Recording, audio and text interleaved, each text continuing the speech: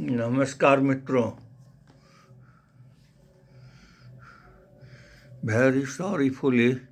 I want to state that due to severe pain and swelling in my teeth,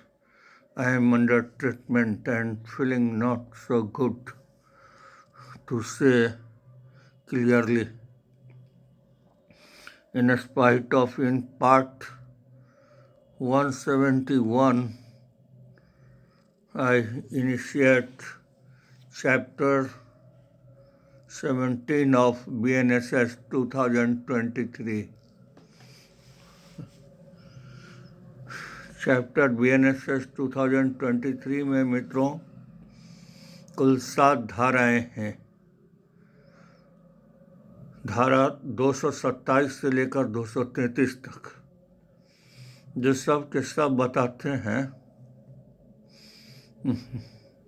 about commencement of proceedings before magistrate साहब के समक्ष कार्यवाहियां आरंभ करने के बारे में। उस अनुक्रम में आज हम सबसे पहले BNSS 2023 के सेक्शन 227 पर चर्चा करते हैं, which is related to आदेशिका का जारी किया जाना, इशू ऑफ प्रोसेस। कहता है मित्रों ये सेक्शन कि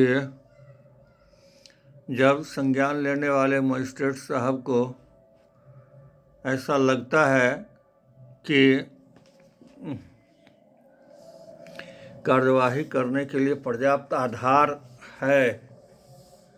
और मामला जो है वह समन मामला है, यह प्रतीत होता है, तो मजिस्ट्रेट साहब उस अभियुक्त को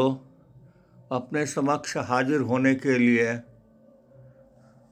उस पर समन जारी करते हैं। और यदि उनको यह लगता है कि कार्यवाही करने के लिए पर्याप्त आधार है, मगर मामला जो है वह वारंट मामला है, तो वहाँ पर मजिस्ट्रेट साहब अभियुक्त को अपने समक्ष हाजिर होने के लिए या लाए जाने के लिए वारंट जारी करते हैं, या फिर अपने अधिकारिता से पड़े दूसरे मजिस्ट्रेट साहब के समक्ष लाए जाने के लिए या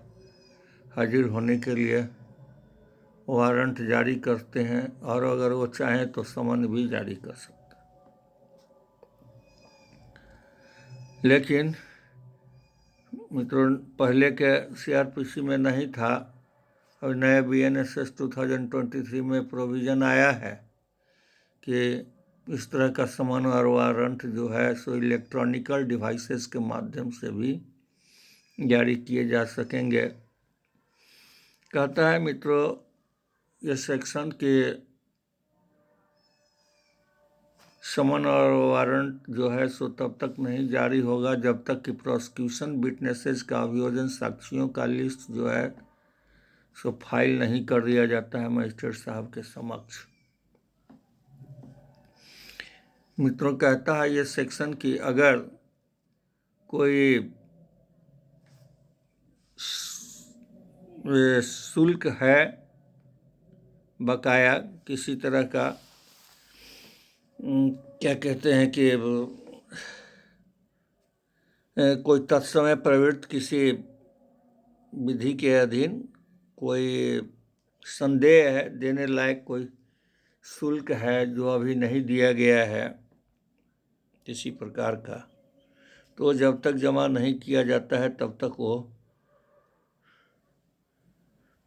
क्या कहते हैं कि समन या वारंट मजिस्ट्रेट साहब नहीं जारी करेंगे, आदेश का नहीं जारी करेंगे, और निश्चित समय में अगर वो जमा कर दिया जाता है तब तो जारी करेंगे, और नहीं किया गया तो खारिज भी कर दे सकते हैं।